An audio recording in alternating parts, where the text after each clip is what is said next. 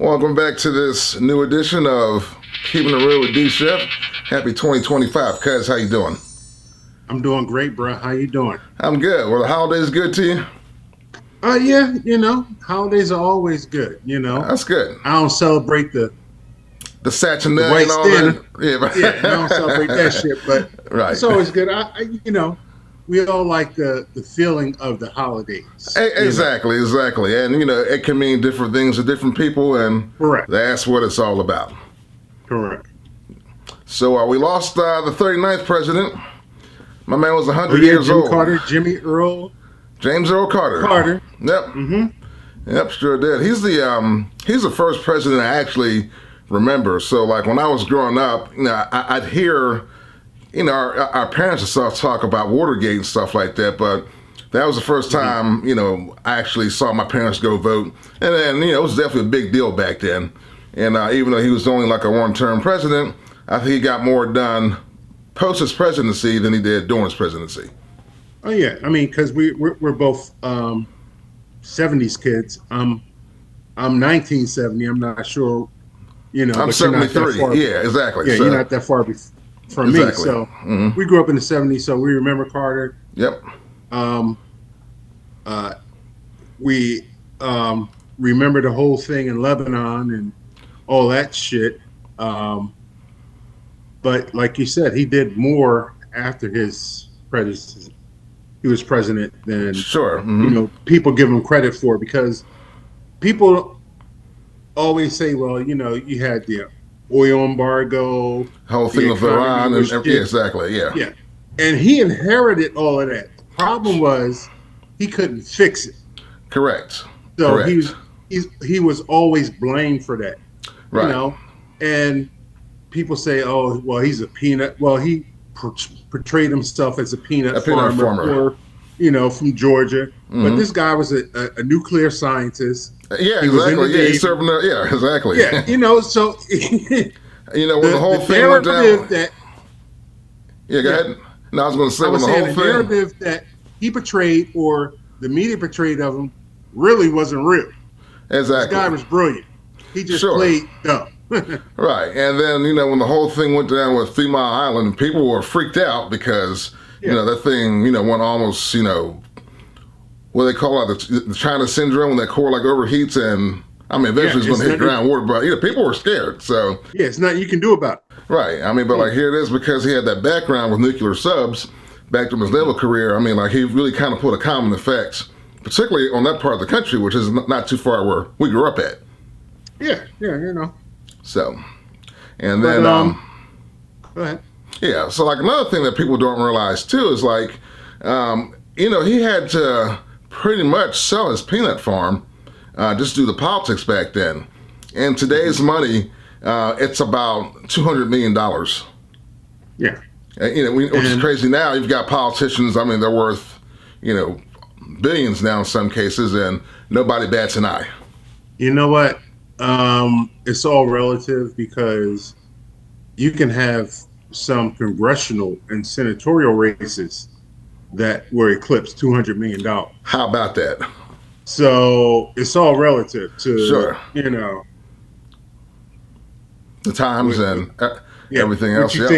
What you think money is worth? Yeah, this is true. This is true. So because money isn't, money. The U.S. dollar isn't worth anything. It's only worth what you say it's worth. Yeah, this is true. Yep, and that's why we give away so much aid. And once they took it off the gold standard, right, this country was fucked. Right. And once it became a Federal Reserve note, you were fucked. It was no longer a silver note. It was no longer a gold note. Right. It was a promissory note. We promised to pay if we you back. got it, we might give it back to you. Right. So, interesting way of looking at it, but very true. Yeah, that's what it is. Yeah. And the U.S. dollar wouldn't be worth anything, because people fail to realize. They say, why are we always fighting over fucking oil and shit? It's not because oil is the mechanism that makes machinery run. Is that, guess what? in this country, it's called petrodollars. Yes, it is. So every nation in the world has to pay with petrodollars if they want to buy oil.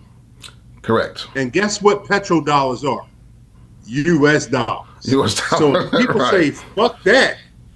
Oh, you know, buy gold, nigga. Right. Well, so speaking of oil, and, I've done some research on this. And so one of the reasons people are like, well, how come we're producing more oil than anybody else in the world, but we keep importing oil? And so, it really comes down to, one, the type of oil that we produce versus what we use and what we can refine.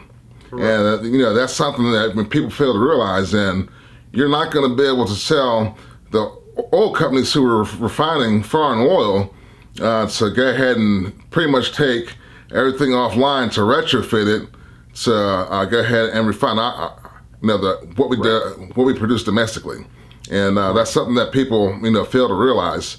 And believe it or not, it's cheaper for us to import oil than it is to refine what we have here and then sell it back to the American public. And people don't seem to realize that. Yeah. And all these politicians, go ahead. You know what that shit's called? It's called capitalism. Yeah, how about that? Right? Because we want to go to the lowest place that we can buy it and sell it back for the price that we can get for it. Sure, absolutely.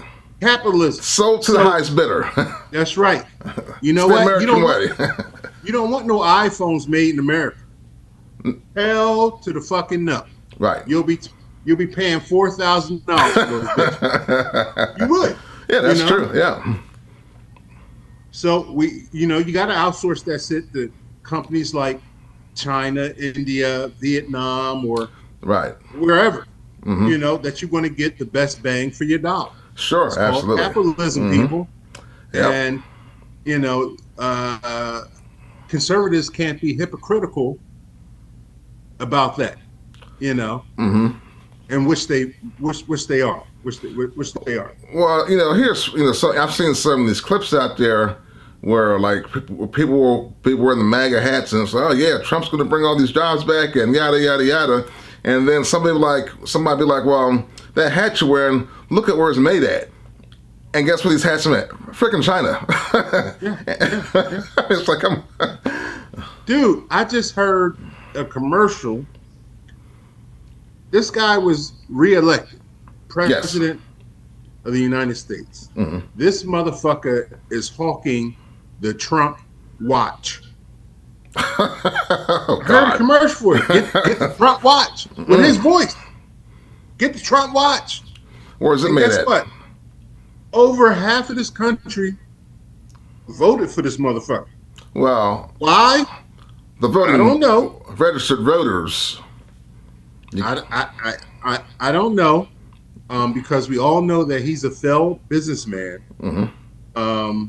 He never admits any of his faults or defeats, because everything is great. I never met a person that said everybody's against him.